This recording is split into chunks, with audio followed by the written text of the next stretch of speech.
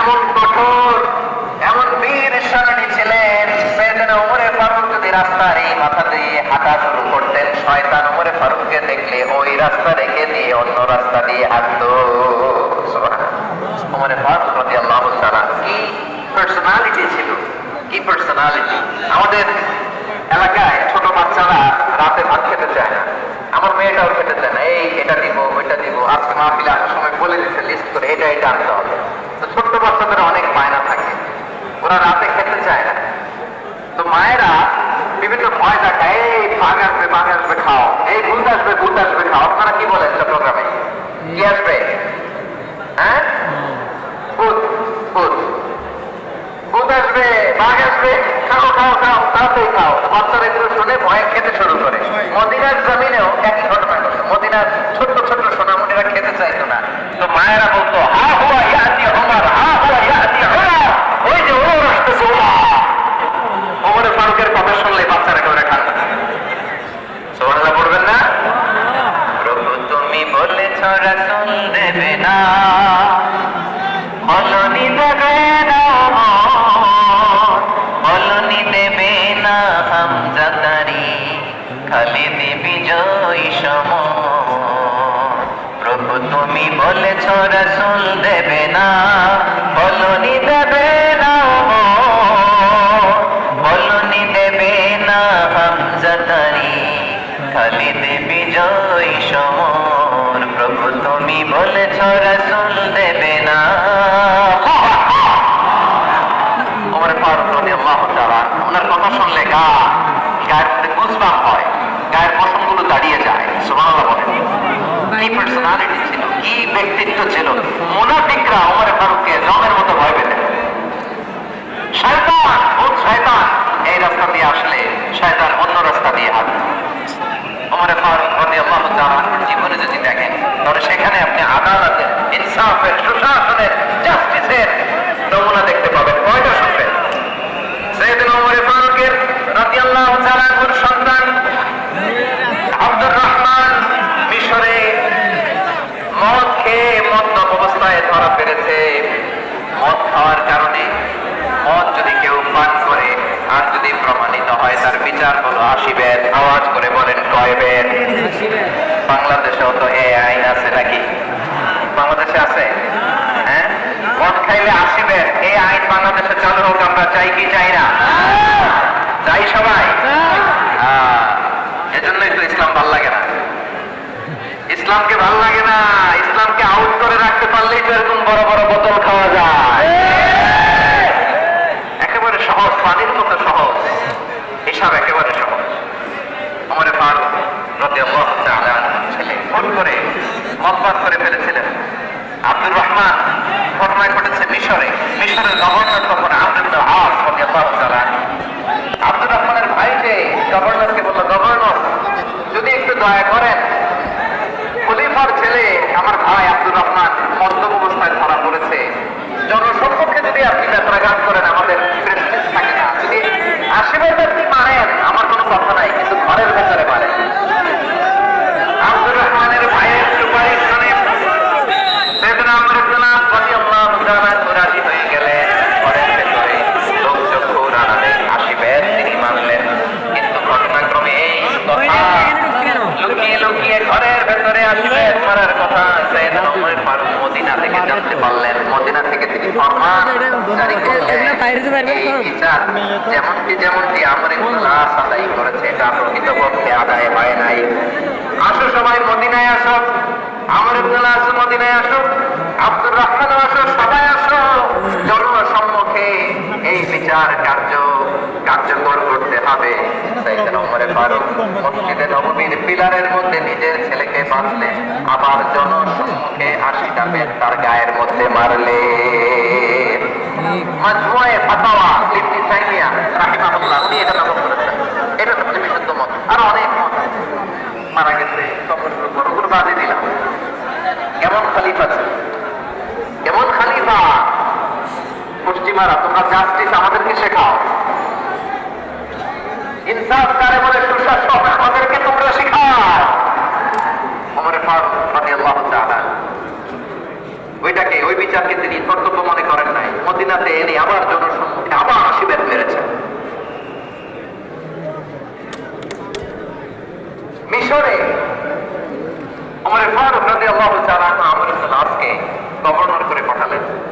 সেখানে আমর ইবনে আসের ছেলে একটা প্রতিযোগিতায় রানার আপ হয়েছে। এক মিশরি সেখানে চ্যাম্পিয়ন হয়েছে। রানার আপ বুঝতে পেরেছেন তো? রানার আপ সেকেন্ড হয়েছে, এক মিশরি হয়েছে চ্যাম্পিয়ন প্রথম। কিন্তু গভর্নরের ছেলে ও জিততে পারে নাই। ওর রাগে ওই মিশরির গায়ের মধ্যে কয়েকটা লাঠি দিয়ে বাড়ি মেরেছে। মিশরি যে মদিনাতে ওমর ফারুকের কাছে বিচার দিলেন, আপনার গভর্নরের ছেলে অন্যায় ভাবে আমার গায়ে হাত তুলেছে। সেদিন ওমর ফারুক আবার ফরমান জারি করলেন, আসো মদিনাতে আসো। মিশরীকে ডাকলেন। ওই মিশরের গভর্নর আপনি ডাকলেন, তার ছেলেকেও ডাকলেন। মাথা নিচু করে বসে আছেন, আমার ছেলের কারণে আমি খলিফাতুল মুসলিমিন লজ্জিত হচ্ছি। বললেন, এই নাও লাঠি, তোমার মাথার মধ্যে যতগুলো বাড়ি মেরেছে আজকে জনসম্মুখে তুমি অতগুলা বাড়ি মারো। মিশরে বলে, থাক, আপনি যে ডেকে আনছেন সবার সামনে এটা বলছেন, এতেই আমি খুশি। আপনার মহান ক্ষমতা দেখে আমি খুশি, আর অপমানের দরকার নাই। মনে ফারুক বলে, না খবরদার, এই কথা মিশরি তুমি বলো না, মারো, যতগুলা বাড়ি মেরেছে মারো। বাধ্য হয়ে মিশরি সন্তানের মাথার মধ্যে বাড়ি মারতে আরম্ভ করলেন। গভর্নরের ছেলে, আমর ইবনে নাসের ছেলে মিশরীর গায়ে মেরেছিল, মাথায় মেরেছিল। মিশরী গুনে গুনে ততটা মারলেন। এই দৃশ্য দেখে ওমর ফারুক মেঘে আগুন, রাগে সামলাতে না পেরে আর নিজেকে সামলাতে না পেরে মিশরীরে বললেন, ছেলেরে মারা শেষ হয়ে গেলে এবার বাবার টাক মাথার মধ্যে কয়েকটা বাড়ি মার। রাগের চোটে, আউট অফ অ্যাঙ্গার, রাগের চোটে, যে আমার পাঠানো গভর্নর আমর ইবনে আস তার ছেলেকে কেন হতো তার দিয়া কেন শিক্ষা দিতে পারে না। ছেলেরে মারা হইলে এবার আমর ইবনে আসের মাথার মধ্যে যেটা মারো, এটা রাগে বলে দিচ্ছে, এটা শাস্তি হিসেবে না। সুবহানাল্লাহ পড়ে, তোমরা আমাদেরকে সুশাসন শিখাও, আমাদেরকে সুশাসন শিখাও। বিশ্বনবী বলেন, আদাল এটা যেন কোনো বিষয় না, এটা দিয়েই মানবিক সমাজ গড়তে হবে। আল্লাহ তাআলাকে আমাদের কঠিন ময়দানে, যেদিন স্বামী স্ত্রীকে চিনবে না, স্ত্রী স্বামীকে দেখে পালিয়ে যাবে, বন্ধু বন্ধুরে চিনবে না, বিশ্বায় বিশ্বায়রে চিনবে না, দলের কর্মী তার নেতারে চিনবে না, নেতা তার কর্মীরে চিনবে না, বন্ধু বন্ধুরা দেখে পালাবে। কঠিন মুহূর্তে সূর্যটা মাথার কাছে চলে আসবে, জমিনটা তামার জমিন হবে। আজকের জমিনের মতো নয়, মানুষ ঘর্মাক্ত, ক্লান্ত, শ্রান্ত মাথার মগজগুলো কানের ছিদ্র আর নাকের ছিদ্র দিয়ে বেয়ে বেয়ে পড়বে। কিয়ামতের ওই কঠিন ময়দানে 7 শ্রেণীর ব্যক্তি রব্বুল আলামিন তার আরশের নিচে ছায়া দিবেন। তার মধ্যে প্রথম শ্রেণীর ব্যক্তি হলো ইমামুন আদিল। ইমামুন আদিল ন্যায়পরায়ণ শাসক, যে ইনসাফের সাথে বিচার করে, যে জাস্টিস সমাজে সার্ভ করে, যে সুশাসন নিশ্চিত করে, ওই ইমামুন আদিল। আদিল শব্দটা বুঝছেন না? ইন্নাল্লাহা ইয়া'মুরু বিল আদল। পাইছেন? আদিল। 7 শ্রেণীর ব্যক্তিকে আল্লাহ তাআলা সুশীতল আরশের নিচে ছায়া দিবেন, যেদিন তার দেয়া ছায়া ছাড়া কোনো ছায়া থাকবে না। এর প্রথম হচ্ছে ইমামুন আদিল, ন্যায়পরায়ণ শাসক। চিল্লায়ে বলেন সুবহানাল্লাহ। সুবহানাল্লাহ। আমার বিশ্বনবী বললেন, ইন্নাল মুকসিতিনা ইনদাল্লাহি আলা মানাবিরা মিন নূর আন ইয়ামিনির রহমান। কিয়ামতের দিন যারা ন্যায়পরায়ণ হিসেবে আল্লাহর সামনে দাঁড়াবে, কিয়ামতের দিন রব্বুল আলামিন তার আরশের ডান দিকে ওই ন্যায়পরায়ণ লোকদের জন্য আরশের ডান দিকে একটা নূরের মিম্বারে তাদেরকে বসার সুযোগ করে দিবে। সুবহানাল্লাহ। আল্লাহর আরশের ডান দিকে ন্যায়পরায়ণ লোকদের জন্য আল্লাহ তাআলা নূরের মিম্বার বানাবে। তার থেকে কথা মনে করেছেন? আল-আদল, জাস্টিস। ইন্নাল্লাহা ইয়া'মুরু বিল আদল। আল্লাহ তাআলা এই আদালতের নির্দেশনা দেন, সুবিচার, সুশাসন। প্রিয় ভাইয়েরা, এটা আমরা বাংলাদেশে চাই কি চাই না? চাই। এই যে অরাজকতা, এই যে অন্যায়, এই যে জুলুম, এই যে ইনকনসিস্টেন্সি, সমাজের অসঙ্গতি, প্রধান কারণ জাস্টিস নাই, সুবিচার নাই, সুশাসন নাই। শেষ চাই কি চাই না? তাহলে প্রথম নির্দেশনা শেষ, আল্লাহ তাআলা তোমাদেরকে আদলের আদেশ দেন। এরপর আল্লাহ বলেন আমি তোমাদেরকে এই জায়গার এর না ইহসানের আদেশ দেই। ওই এদিকে আবার আল্লাহ ইয়া'মুরু বিল আদলি ওয়াল ইহসান। আমি তোমাদেরকে যেমনি নির্দেশনা দেই তেমনি ভাবে তোমাদেরকে ইহসানের নির্দেশনা দেই। ইহসান, আওয়াজ করে সবাই বলেন তো ইহসান। ইহসান সবাই বললে এতটুকু আওয়াজ করে আমি বিশ্বাস করি। আওয়াজ করে বলুন আল ইহসান। আল ইহসান ইহসান মানে কারো প্রতি সফট হার্টেড হওয়া, মহানুভব হওয়া, অনুগ্রহ পরায়ণ হওয়া, অনুগ্রহশীল হওয়া, একে অপরের প্রতি দয়াদ্র হওয়া। একে অপরের প্রতি দয়াদ্র অনুগ্রহশীল হওয়া ছাড়া মানবিক সমাজ কঠিনকালে গঠন করা সম্ভব না। এই হুজুর প্রিয় ভাইরা, সুন্দর আচরণ দিয়ে ইহসান দিয়ে যা জয় করা যায়, নরম আচরণ দিয়ে যেটা অর্জন করা যায়, কঠোরতা দিয়ে সেটা করা যায় না। কত বড় ক্যামেরা বিষ্ণু ইসলাম ইহসান দিয়ে, কোমল আচরণ দিয়ে, তার অনুগ্রহ দিয়ে তিনি অনেক কাফিরের হৃদয়কে জয় করে ফেলেছেন। ঠিক সাইয়েদনা সুমামা ইবনে উসাল রাদিয়াল্লাহু তাআলার কথা মনে পড়ে যায়। তিনি ছিলেন ইয়ামামার বাদশা। মদিনাতে বিশ্বনবীকে হত্যা করার নিয়তে এসেছিলেন। গোপনে গোপনে বিশ্বনবীকে হত্যা করে আবার কিন্তু কি অবাক হওয়ার কাণ্ড, হত্যা করতে পারে নাই, সাহাবাদের হাতে তিনি ধরা পড়ে গেলেন। সাইয়েদনা সুমামা ইবনে উসাল রাদিয়াল্লাহু তাআলা হত্যার নিয়তে আসলেন কিন্তু হত্যা করতে পারলেন না। সাহাবারা ওনাকে ধরে ফেললেন, ধরে মসজিদে নববীর পিলারের মধ্যে বেঁধে রাখলেন। সুমামা ইবনে উসাল সিরাত থেকে শোনাচ্ছি রাদিয়াল্লাহু তাআলা ইয়ামামার অধিপতি ছিলেন। ইয়ামাম বিশ্বনবীকে হত্যার জন্য আসছেন, ধরা পড়ে গেছেন, এখন মসজিদে নববীতে বেঁধে রাখছেন, তার মানে বন্দী। এখন স্ট্যাটাস কি? বন্দী, ক্যাপ্টিভ। বিষ্ণু ইসলাম সাহাবাদেরকে বললেন তার খোঁজ খবর নিও। সুমামা ইবনে উসালের খোঁজ খবর নিও। সাহাবা বলেন ইয়া রাসূলুল্লাহ, আপনাকে হত্যা করতে এসেছে, তার তো কঠিন বিষ্ণু বললেন না, আমি যেটা জানি তোমরা সেটা জানো না, তোমরা সুমামার সাথে ভালো আচরণ করো। বিশ্বনবী সুমামার কাছে গেলেন। প্রথম দিন যে তিনি কালেমার দাওয়াত দিলেন, ঈমানের দাওয়াত দিলেন, ইসলামের দাওয়াত দিলেন, রিসালাতের দাওয়াত দিলেন, আখিরাতের দাওয়াত দিলেন। পরের দিন যে বিশ্বনবী সালাতের দাওয়াত দিলেন, যাকাতের দাওয়াত দিলেন, ইসলাম কি, কিভাবে, কেমন করে পালন করতে হয় চমৎকার আর্টিকুলেট করতে শুরু করলেন। তন্ময় হয়ে সুমামা ইবনে উসাল রাদিয়াল্লাহু তাআলা বিশ্বনবীর কথাগুলো শুনতে আরম্ভ করলো। একদিন নয়, দুই দিন নয়, টানা 3 দিন বিশ্বনবী সুমামার কাছে ইসলামকে প্রেজেন্ট করেছেন, উপস্থাপন করেছেন। আওয়াজ করে বলেন কয় দিন? 3 দিন। 3 দিন। 3 দিন মসজিদে নববীতে বাঁধা। আর সাহাবীদেরকে বললেন তার খোঁজ খবর নিও। তোমরা যে রুটি বানাও এর মধ্যে সবচেয়ে ভালো আটা রুটিটা তারে দিও, সবচেয়ে রিফাইন্ড খেজুর যেটা পিওর খেজুর এটা তারে দিও। আর বিশ্বনবী নিজের মুখ থেকে দুধ দহন করে ওনার বাড়ির এক কর্মচারীকে বলেছেন দুধ দহন করে সুমামার জন্য নিয়েছে। সুবহানাল্লাহ পড়বেন না? সুবহানাল্লাহ। সবাই তো অবাক, ইয়ামামা থেকে আসছে নবীকে হত্যা করতে, বিশ্বনবী দেখে তার জামায়াত করে, তাকে মজার মজার খাবার দিও, দুধ দিও, আদর আপ্যায়ন করো। একদিন নয়, 2 দিন নয়, টানা 3 দিন বিশ্বনবী এভাবে সুমামার কাছে যে ইসলামকে প্রেজেন্ট করতে আরম্ভ করলেন, ইসলামকে উপস্থাপন করতে শুরু করলেন। আর তাকে চমৎকার এন্টারটেইনমেন্ট আপ্যায়ন দিতে আরম্ভ করলেন। টানা 3 দিন যখন ইসলামের দ্য বিউটিজ অফ ইসলাম, ইসলামের সুমহান মানে সৌন্দর্য তার কাছে উপস্থাপন শেষ, তাকে আপ্যায়ন শেষ, বিশ্বনবী বললেন সাহাবাদেরকে যাও এবার সুমামার হাতের পায়ের রশি দুটো খুলে দাও। সাহাবারা বললেন ইয়া রাসূলুল্লাহ কি বলেন আপনি?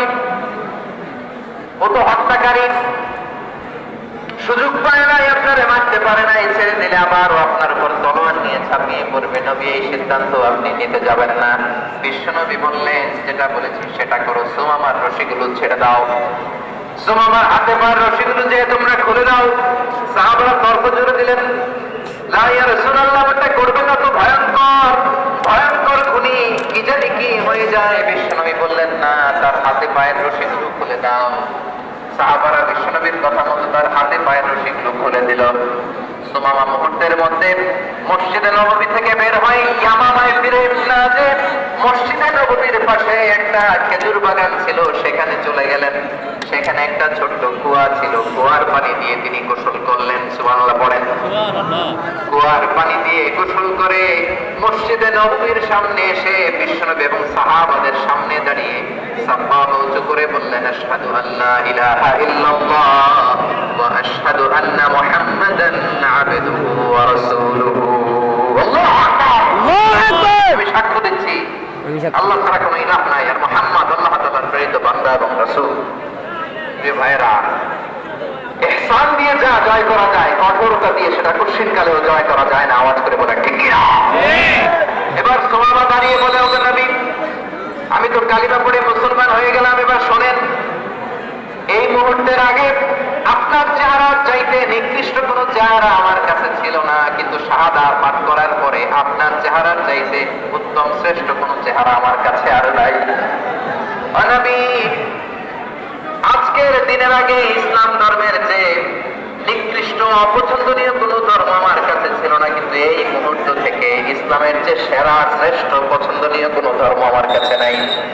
নবী গো, আজকের দিনের আগে মদিনার চাইতে অপছন্দনীয় নিকৃষ্ট কোনো শহর আমার কাছে ছিল না, কিন্তু এই মুহূর্তের পর থেকে মদিনার চাইতে কোনো শ্রেষ্ঠ শহর আমার জানা নাই।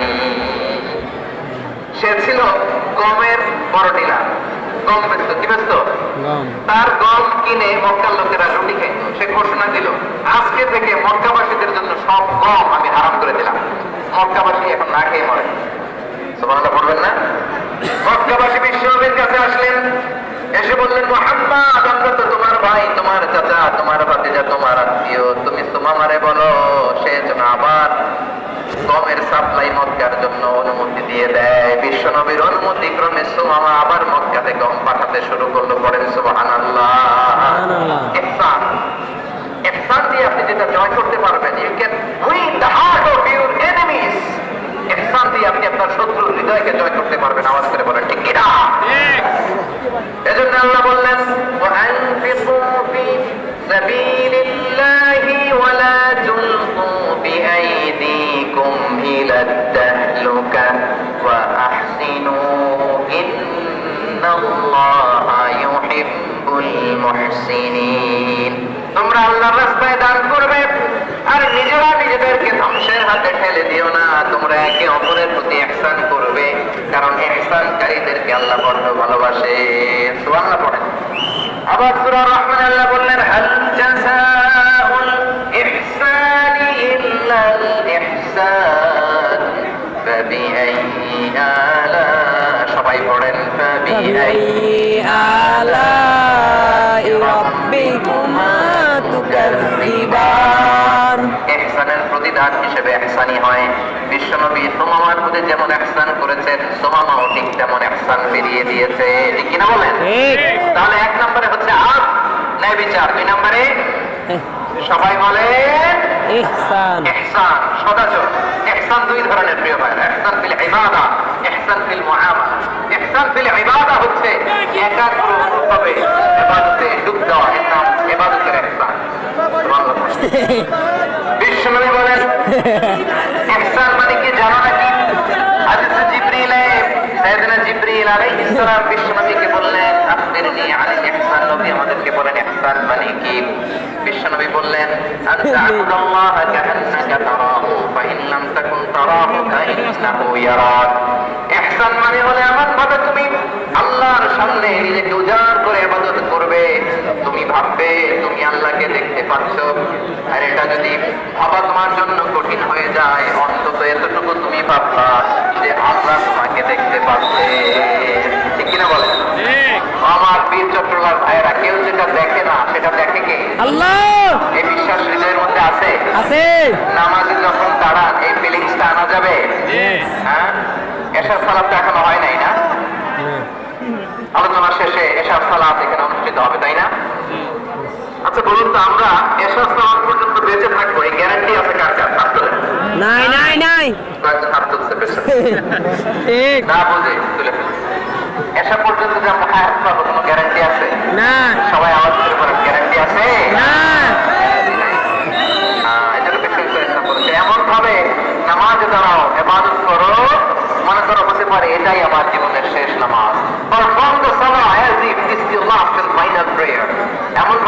করো, ভাবো হতে পারে এটাই তোমার জীবনের শেষ নামাজ। এমন ভাবে নামাজে দাঁড়াও, ভাবো এটাই শেষ নামাজ। তাহলে নামাজে একাগ্রতা বাড়ায় দিবে কে? আল্লাহ। ফলে ইবাদতের ইহসান আমাদের অর্জিত হবে। আর মুআমালাতে ইহসান হলো, বিশ্বনবী বলেন, ইন্নাল্লাহ তাবারাকা ওয়া তাআলা কাতাবাল ইহসানা আলা কুল্লি শাই, ফাইদা কাতালতুম ফাআহসিনুল কিতলা ওয়া ইদা যাবাহতুম ফাআহসিনুল যাবহা ওয়ালিয়ুহিদ্দা আহাদুকুম শাফরাতাহু ওয়ালিয়ুরিহ যাবিহাতাহু। ইহসান দুই ধরনের, আওয়াজ করে বলতে হবে কয় ধরনের? সবাই বলুন আওয়াজ করে, কয় ধরনের? একটা হচ্ছে ইহসান ফিল ইবাদা, ইবাদতে ইহসান। ইবাদতে ইহসান কি? একাগ্র অনুভব দিয়ে ইবাদত করা, মন প্রাণ দিয়ে ইবাদত করা। আর মুআমালাতে ইহসান কি? সব কাজে, দৈনন্দিন কাজে, কর্মে, সামাজিক অ্যাক্টিভিটিতে কোমলতা প্রদর্শন করা, অনুগ্রহের সাথে সবকিছু করা। আল্লাহ তাআলা, ইন্নাল্লাহ তাবারাকা ওয়া তাআলা কাতাবাল ইহসানা আলা কুল্লি শাই, তিনি সব কিছুর ব্যাপারে ইহসানকে আবশ্যক করেছেন। সব মুমিনের সব কাজে ইহসানের পরশ থাকবে। ওয়া ইদা কাতালতুম ফাহসিনুল কিতলা, বিষ্ণু বলেন তুমি যখন কাউকে হত্যা করো ইহসানের সাথে করো। সুবহানাল্লাহ পড়বেন না? যখন হত্যা করো তখনও ইহসানের সাথে। আচ্ছা, হত্যা করবো মানে ইহসান আসবে কোথায়? তুমি তো মেরেই ফেলবো। আল্লাহ, ও ভাই, একজন খুন করেছে, খুনি, রাষ্ট্রীয় আইনে তার শাস্তি হয়েছে ডেথ পেনাল্টি, মৃত্যুদণ্ড। এখন মৃত্যুদণ্ড দেখে আপনি যেমনি মরছে তেমনি মারবেন সরকারে? ওর নাক কেটে ফেলতে পারবেন না। ওর কান কাটতে পারবেন না। ওর চোখ উপড়ে ফেলতে পারবেন আপনি? না। যেমন মন চায় তার অঙ্গহানি করা যাবে না। না। ইহসানের সাথে তাকে হত্যা করে। সুবহানাল্লাহ, this is Islam, this is the true essence of Islam. ওয়া ইদা যাবাহতুম ফাহসিনুল যাবহা, যখন জবাই করবে তখন ইহসানের সাথে জবাই করো। করবো জবাই, ওইখানেও নাকি ইহসান। আচ্ছা, কুরবানির দিন আমরা পশুগুলোরে কি করি বলেন? সবাই আওয়াজ করে, হাত পা বান্ধি। জবাই মানে তো এটা মেরেই ফেলতেছে, একটু পরে তো টুকরো টুকরো করে গোশতগুলো খাবো। এটা তো খাবো, এটা তো মেরেই ফেলবো। বিষ্ণু বলে না, জবাইয়ের মধ্যেও মুমিনের জবাইয়ের ভেতরেও ইহসানের পরশ থাকা চাই। যখন জবাই করবে প্রাণীটাকে হাত পা টাইট করে বেঁধে নাও, ছুরিটাকে শার্পেন করে নাও, ধারালো করে নাও, যাতে অল্প সময়ে জবাইটা হয়ে যায়, প্রাণীটা যাতে কম কষ্ট পায়। সুবহানাল্লাহ পড়ে। সুবহানাল্লাহ। দিস ইজ কল্ড ইহসান। ইহসান আল্লাহ তাআলা যেমনি আদলের আদেশ করেছেন, ন্যায় বিচার, জাস্টিস এনশিওর করতে বলেছেন, সমাজে ইহসানের ব্যবহার, ইহসানের অনুশীলন তিনি করতে বলেছেন। এজন্য মুমিনের প্রতিটি কাজে, আমার চট্টগ্রামের ভাইয়েরা আমার দিকে তাকান, খেয়াল করে শুনুন, মুমিন জীবনের প্রতিটি কাজে ইহসানের পরশ থাকা চাই। আমরা যেন আমাদের পরিবারের প্রতি ইহসান, আমরা যেন আমাদের কর্মচারীদের প্রতি ইহসান করি, আমরা যেন আমাদের কলিগদের প্রতি ইহসান করি, আমরা যেন আমাদের ভাইদের প্রতি ইহসান করি। মুমিন জীবনের প্রতি কাজে ইহসানের পরশ থাকার দরকার আছে না নাই? আছে। কথা বুঝতে পেরেছেন? তাহলে আল্লাহ তাআলার তিনটা আদেশ ছিল, কয়টা গেল? ভুলে গেছে, ভুলে গেছে চট্টগ্রাম। তিনটা আদেশের মধ্যে কয়টা বললাম? প্রথমে কি ছিল? আদল। 2 নম্বরে ইহসান। 3 নম্বরে রব্বুল আলামিন বললেন, ওয়া ইতাইদিল কুরবা, নিকটাত্মীয়দেরকে দান করো, নিকটাত্মীয়দেরকে দাও, যারা তোমাদের ব্লাড কানেকশনের আত্মীয় তাদেরকে তোমরা দাও। এখানে জেনারেলি বললেন দাও, কি দিব সেটা তিনি এখানে বলেন নাই, সেটা তিনি সূরাতুল ইসরার মধ্যে বলেছেন। আল্লাহ বলেন, ওয়া আতিযাল কুরবা হাক্কা, নিকট আত্মীয়দেরকে তাদের অধিকার, তাদের প্রাপ্য তোমরা বুঝিয়ে দাও।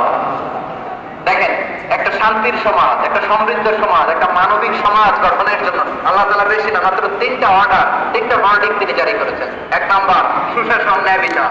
2 নাম্বার ইহসান। 3 নাম্বার নিকট আত্মীয়, যারা কাছে, তোমার ভেরি ক্লোজ রিলেশনশিপে আছে, তাদেরকে দাও। দাও, দিলে বাড়িয়ে দেয় কে? আল্লাহ। অনেকে দিতে চায় না, কৃপণতা করে। দিলে বাড়ায় দেয় কে? আল্লাহ। ওমিয়া মদিনার মধ্যে সবচাইতে গরিব সাহাবী ছিল বেলাল রাদিয়াল্লাহু তাআলা আনহু।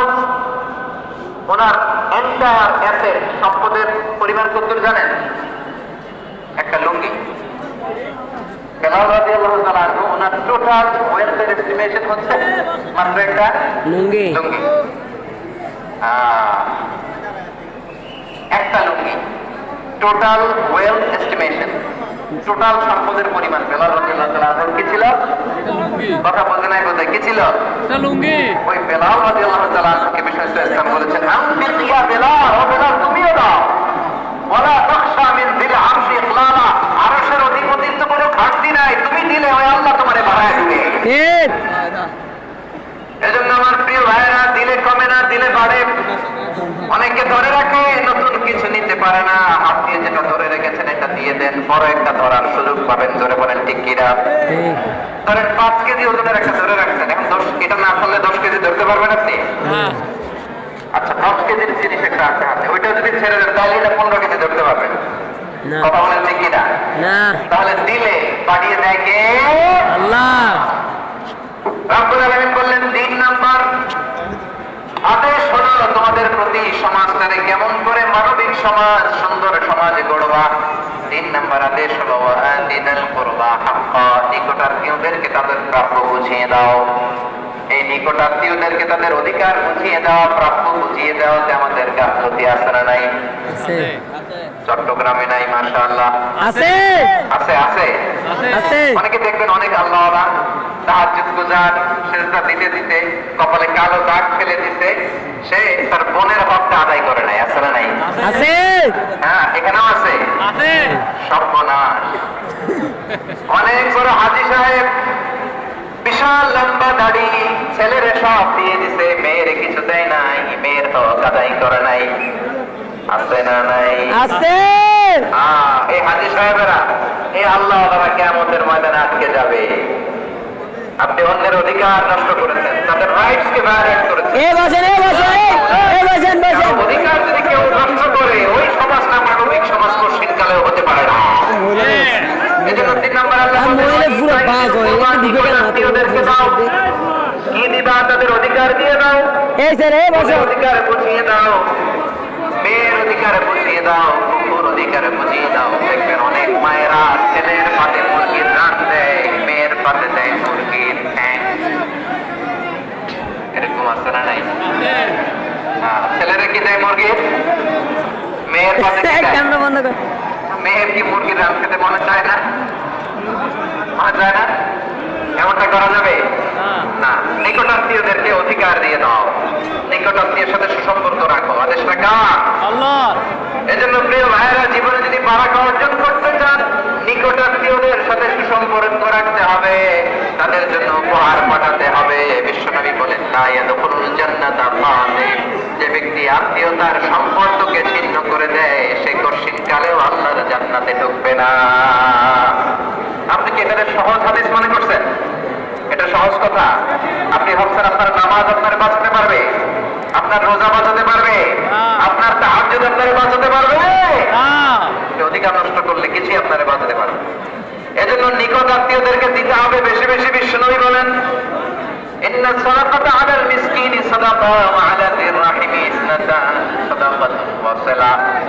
মিসকিনকে দান করলে শুধু দানের সওয়াব হয়, নিকট আত্মীয়কে দান করলে 2টার সওয়াব হয়, সাদাকার সওয়াব হয়, আবার আত্মীয়তার বন্ধন অটুট রাখার সওয়াব হয়ে যায়। আমার বিশ্বনবী বললেন, মান সাররাহু আইয়ুবসাতা লাহু ফি রিজকিহি ওয়া ইউসআ লাহু ফি আতারিহি ফালইয়াসিল রাহিমা। যে ব্যক্তি তার রিজিকের প্রশস্ততা চায় আর হায়াতে বরকত চায়, সে যেন তার আত্মীয়ের সাথে সুসম্পর্ক রাখে। আমার প্রিয় চট্টগ্রাম ভাইয়েরা, আমাদের রিজিক বাড়ুক, এটা আমরা চাই কি চাই না? সবাই চান? হ্যাঁ, আমাদের রিজিকে প্রশস্ততা আসুক, চাই কি চাই না? আমাদের হায়াতে বরকত আসুক, আমরা চাই কি চাই না? এই দুইটা যদি চান, তাহলে নিকট আত্মীয়দের সাথে সুসম্পর্ক রাখবেন, পারবেন ইনশাআল্লাহ। তাহলে সমাজটারে মানবিক সমাজ বানায় দিবে কে? আল্লাহ। 3টা আদেশ চলে গেল। কয়টা? 3টা। আওয়াজ করে বলেন। 3টা। 1 নম্বরে কি ছিল? 2 নম্বরে ইহসান। 3 নম্বরে নিকট আত্মীয়দেরকে আত্মীয়দের দান। আপনাদের কি আরো শোনার আগ্রহ আছে? আছে। আপনাদের মনোযোগ আছে না গেছে? আছে। কষ্ট হচ্ছে না?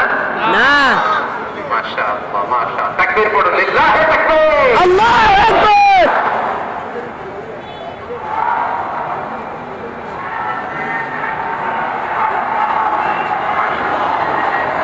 নারায়ে তাকবীর।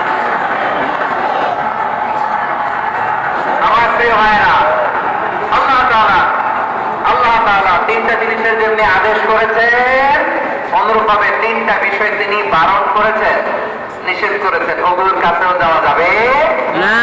শুনবেন শুনবেন। জি। রাব্বুল আলামিন বলেন ওয়ায়ানহা আনিল ফাহশাই ওয়াল মুনকারি ওয়াল বাগি। আমি যেমনি তিনটি বিষয়ে আদেশ করলাম, অনুরূপভাবে তিনটি বিষয়ে বারণ করলাম, নিষেধ করলাম। আমার 1 নাম্বার নিষেধাজ্ঞা হলো অশ্লীলতার প্রতি। ফাহশা ওয়ায়ানহা আনিল ফাহশা, আল্লাহ তাআলা অশ্লীলতাকে নিষেধ করেছেন। কোন জিনিসকে? সবাই বলুন কোন জিনিসকে? অশ্লীলতাকে। যত ধরনের, যত টাইপের, যত ক্যাটাগরির অশ্লীলতা হতে পারে সব অশ্লীলতাকে হারাম করেছেন কি? আল্লাহ। ভাষা মানে কি? কথায়, কাজে, আচরণে, কমেন্ট, ফেসবুকের কমেন্টসে যত ধরনের নোংরামো আছে, যত ধরনের অশ্লীলতা আছে, এটাকে আরবিতে বলে ভাষা। এটাকে কি বলে? ফাহশা। রাব্বুল আলামিন বলেন কুল ইন্নামা হারামা রাব্বিয়াল ফাওয়াহিশা মা যাহারা মিনহা ওয়া মা বাতান। ও নবী, আপনি বলে দেন আমার রব প্রকাশ্য, অপ্রকাশ্য, স্পষ্ট কিংবা অস্পষ্ট, দৃশ্যমান কিংবা অদৃশ্যমান সব অশ্লীলতাকে হারাম করেছে। সব ধরনের অশ্লীলতা হারাম, সব ধরনের। আল্লাহ তাআলা আমাদেরকে অশ্লীলতা থেকে বাঁচান। আমিন।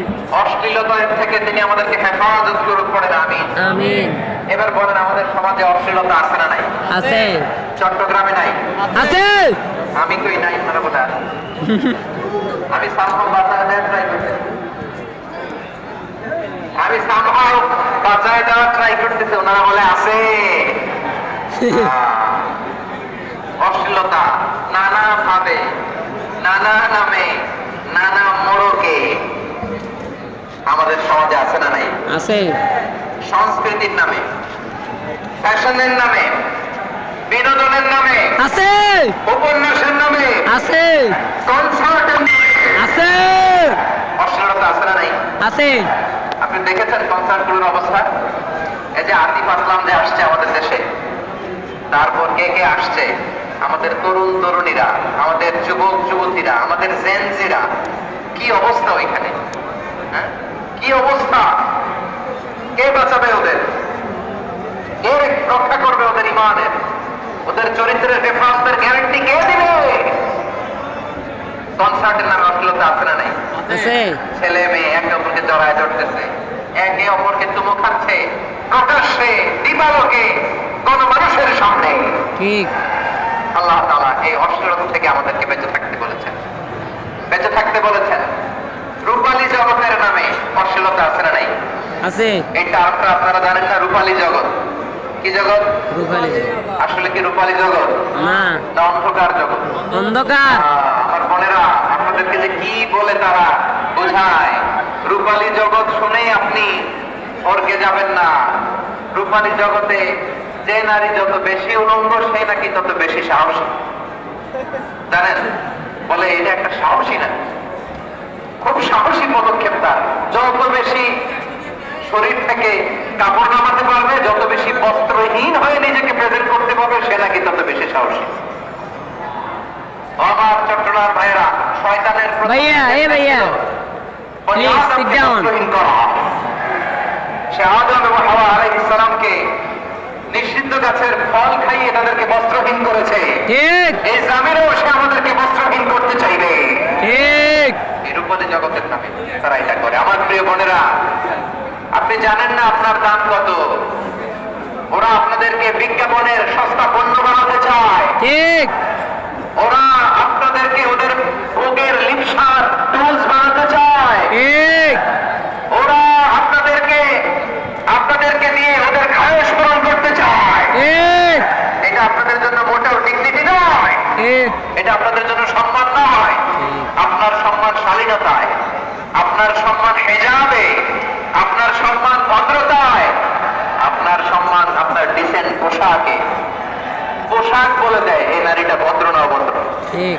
পোশাক বলে দেয় এই মেয়েটা কোন ঘরের মেয়ে। আওয়াজ করে বলেন ঠিক কিনা? ঠিক। আপনি জানেন না আপনারা এই সস্তা পণ্য বানায়, ভোগের পণ্য, বিলবোর্ডে আপনাকে উলঙ্গ করে উপস্থাপন করে। এই অশ্লীলতার সাথে ইসলামের কোন সম্পর্ক নাই। এজন্য আল্লাহ বলেন আমি করেছি। অশ্লীলতাকে হারাম করার প্রথম কারণ হলো এর মাধ্যমে মানবতাকে অপমানিত করা হয়। কারণ মানুষের সম্মান মানুষের পোশাকে। মানুষ যখন পোশাকহীন হয়ে যায়, বস্ত্রহীন হয়ে যায়, তার সম্মান কমে যায়, ঠিক কিনা? ঠিক। অশ্লীলতাকে হারাম করার প্রথম কারণ হচ্ছে মানুষ মানুষকে অপমান করে। একটা নারী সাথে সম্মানিত, নারী যে কত সম্মানিত নারী এটা বোঝেই নেই। বিশ্বনবী বলেন, আর দুনিয়া কুল্লু তামাশা ওয়া খায়রু মাতা'আদ দুনিয়া আল-মারআতুস সালিহা। আমার বোনেরা, 5টা প্যান্ডেলে আপনারা এলইডিতে আমার আলোচনা শুনছেন, আমি জানি। আপনাদের এই গর্ভ যে কত দামি আপনি জানেন না। আপনার পেট থেকে আসবে আগামী দিনের সালাহুদ্দিন আল-আইয়ুবী। ঠিক। আপনার পেট থেকে আসবে অনাগত দিনের ইমাম মাহদী আল-মুনতাযা। ঠিক। আপনার পেট থেকে আসবে অনাগত দিনের ফয়সাল, ওয়াসিম, মুগ্ধ, আবু সাইদের মতো বীর যোদ্ধা। ঠিক। নারে তাকবীর, আল কোরআনের আলো। নারে আমার প্রিয় তাকবীর। বোনেরা, আমার প্রিয় বোনেরা, বিশ্বনবীর কথার উল্লেখ খেয়াল করেন। আর দুনিয়া কুল্লুহা মাতা ওয়া খায়রু মাতা'আদ দুনিয়া আল-মারআতুস সালিহা। দুনিয়ার সবকিছুই অ্যাসেট, এর মধ্যে সবচেয়ে দামি অ্যাসেট নেককার নারী। আপনার গর্ভ যে কত দামি আপনি জানেন না। নিজের সময়টাকে কাজে লাগান, কোরআন পড়েন, সুন্নাহ পড়েন। আপনার অনেক দায়িত্ব ঘরে। You are the MD of your family. একটা family it's a very big institution. পরিবার একটা অনেক বড় প্রতিষ্ঠান। And you are the MD of your institution. আপনি এই পরিবারের MD, managing director of your family. ঠিক। এখানে আপনার কত দায়িত্ব। আপনি ছেলে মেয়েদেরকে তারবিয়া করবেন। আপনি আপনার স্বামীর জন্য ঘরটার জান্নাতের নীড় বানাবেন। আপনার জন্য জান্নাতের ডুপ্লেক্স বানিয়ে এখানে তৈরি করে রাখবে কে? আল্লাহ। আপনি যে কত দামি আপনি জানেন না। নারীদেরকে আল্লাহ বানিয়েছেন উচ্চতর করে, নিম্নতর নয়। নারীদেরকে ছোট্ট জিনিস দিলে এটা